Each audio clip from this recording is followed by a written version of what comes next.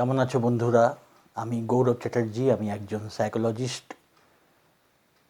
আজকে যেটা বলতে চলেছি সেটা হলো নিজের জন্য কিছু করা। নিজের জন্য কি করবে? না, জাস্ট নিজের দিকে একটুখানি মনোযোগ দাও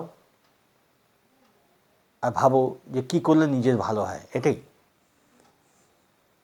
মনের এতখানি ক্ষমতা যে তুমি যদি বলো যে আমি নিজের জন্যে নিজে ইমপ্রুভমেন্টের জন্য কি করতে পারি, যদি একটু ভাবতে থাকো তাহলে দেখবে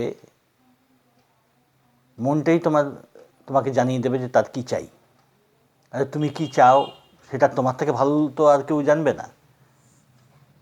তো ওইটাই, শুধু মনটা বাইরে বিক্ষিপ্ত হয়ে থাকে বলে মানুষ ধরতে পারে না। কিন্তু যদি একটু মনটাকে নিজের দিকে লাগানো যায় যে কি হলে আমার ভালো হয়, তোমার মনই তোমাকে বলে দেবে। 5 জনের সাজেশনের থেকে বেশি কাজ দেয় মনের নিজের সাজেশন। এবং তখন দেখবে যে যখন তোমার মনে ওই ব্যাপারগুলো আসবে যে এই কাজগুলো করলে আমার ভালো হয়, এই ব্যাপারে আমার ইমপ্রুভমেন্ট দরকার, এই কাজ করলে আমি পারবো, তখন সেরকমভাবে নিজেকে রেসপন্স দিতে হবে। এবং তখন দেখবে যে অনেকে নানান রকম সাজেশন দেয় মানুষকে, তখন দেখবে ওই রিলেটেড সাজেশন, ওই রিলেটেড তোমার সব কিছু জিনিস, ম্যাটেরিয়াল ইনফরমেশন, ওগুলো তোমার কাছে আসতে থাকবে। এটাই ল অফ অ্যাট্রাকশন। কিন্তু যারা ল অফ অ্যাট্রাকশন নিয়ে ভাবো, তো এগুলো হতে থাকে, সেগুলো তখন এক জায়গায় পয়েন্ট আউট করা, এগুলো পয়েন্ট আউট করা এবং এগুলোকে লেখা, আলাদা আলাদা অ্যাসপেক্ট নিয়ে চিন্তা করতে পারো। যেমন তোমার শরীরের জন্য তুমি কি করতে পারো, তোমার মনের জন্য কি করতে পারো। এবং মনের জন্যে এই ব্যাপারটা একটু কেয়ারফুল হতে হয় এই জন্যে যে মন নিয়ে আমরা সবথেকে বেশি নেগলেক্ট করি। শরীরের জন্য তবু একটু কেয়ার করলাম, শরীর অসুস্থ যাতে না হয়, যাতে ভালো লাগে দেখতে, ভালো পোশাক আশাক, এগুলো করা উচিত এবং মানুষ করেও। সবথেকে বেশি গাফিলতি যদি দেখে তো মন নিয়ে, মনে যা হচ্ছে হোক, দুঃখ পাচ্ছি, দুঃখ তো পাচ্ছেই মানুষ, কিন্তু ওই নিয়ে যে একটা কিছু করতে হবে এই নিয়ে খুব কম লোক ভাবে। বাড়াবাড়ি যতক্ষণ না হয় ততক্ষণ মানুষ মন নিয়ে বিশেষ একটা ভাবে না। তো ওই দিকে তখন মনোযোগ দিতে হবে, শরীরের দিকে, মনের দিকে। আচ্ছা, আর একটা কথা বলছি, মন সবথেকে বেশি দুঃখে তখন থাকে যখন মন ডিপ্রেস থাকে, স্যাডনেস, ডিপ্রেশন তো পরে আসে, স্যাডনেস থাকে। ওই ডিপ্রেস মানে সাময়িকভাবে স্যাডনেস থাকে, মন বিক্ষিপ্ত থাকে তখন। আর স্যাডনেসও তখনই আসে যখন মন চঞ্চল অবস্থায় একটা স্টেজে থাকে, ওটাও স্যাডনেস। চঞ্চলতা থেকে ওটাও আসে। কিন্তু মনকে যদি একটা জায়গায় একটু উঁচু লেভেলে ধরে রাখা যায় তাহলে কিন্তু এই অনেক ঝামেলা থেকে রেহাই পাওয়া যায়।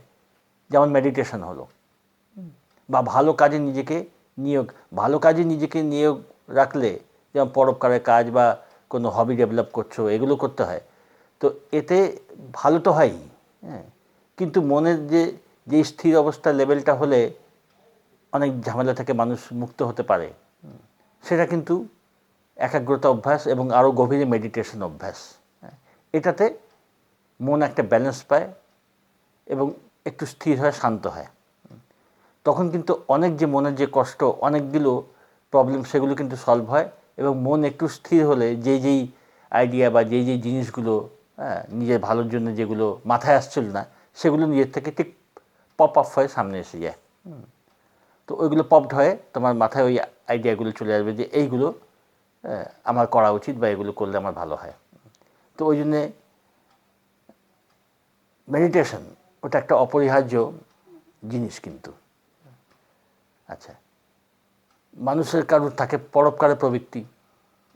তো আমি এগুলো বলছি যে নিজের জন্য কিছু করা। তো মানুষের পরোপকার যে করছি, কেউ বলতে পারে পরোপকার তো অন্যের জন্য করছি, তার ভালো হচ্ছে এবং নিজেরও ভালো লাগছে। ওই নিজের ভালো লাগাটাই আসল জিনিস। আমরা যে অন্যের জন্য করছি, সেটা অন্যের জন্য যে করছি তাতে কিন্তু নিজে ভালো হচ্ছে। বোঝা গেল ব্যাপারটা? পরোপকার করছি তারও ভালো হচ্ছে, তোমার নিজের মনের দিকে তাকাও, তোমার নিজেরও তো ভালো লাগছে ওটা।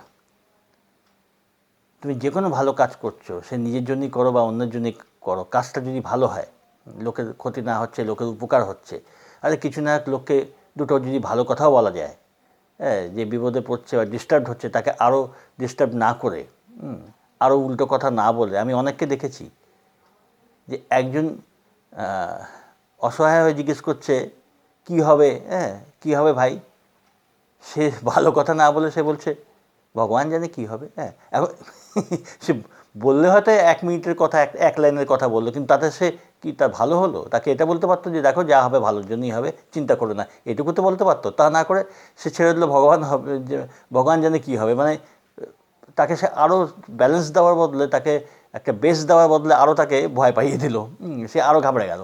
তো এই জিনিসগুলো খেয়াল রাখতে হবে যে আমাদের কথা, এমনকি সাধারণ মানুষেরও কথা, হ্যাঁ, বিপদে পড়া মানুষকে একটা সাধারণ মানুষও যদি সাধারণ কথাও সান্ত্বনা দেয়, তাতেও তার উপকার হয়। তো অন্যের জন্যে অল্প ভালো করা, বা বিনা কারণে হয়তো মনে মনেই কাউকে আমি ব্লেসিং করছি, মানে আশীর্বাদ করছি মনে মনে, সেও জানলো না, তুমি জানলে যে তুমি তার ভালো কামনা করছো, ভালো ইচ্ছে তার সম্বন্ধে পোষণ করছো। এগুলোতে কোনো সময় লাগে না, পরিশ্রম লাগে না, মানুষ করতে পারে। তো এই ছোট ছোট করে যে কাজগুলো, হ্যাঁ, অন্যের জন্য ভালো চিন্তা করা, 1 মিনিটের জন্য হলেও কাজ দেয়। আর নিজের জন্য ভালো কী হলে নিজে ডেভেলপ হবে, অল্প অল্প করেও যদি চিন্তা করা যায়, ওটাই আস্তে আস্তে কিন্তু অনেকখানি মানুষকে হেল্প করে, মানুষের ভেতরে পরিবর্তন আনে, শুভ পরিবর্তন আনে।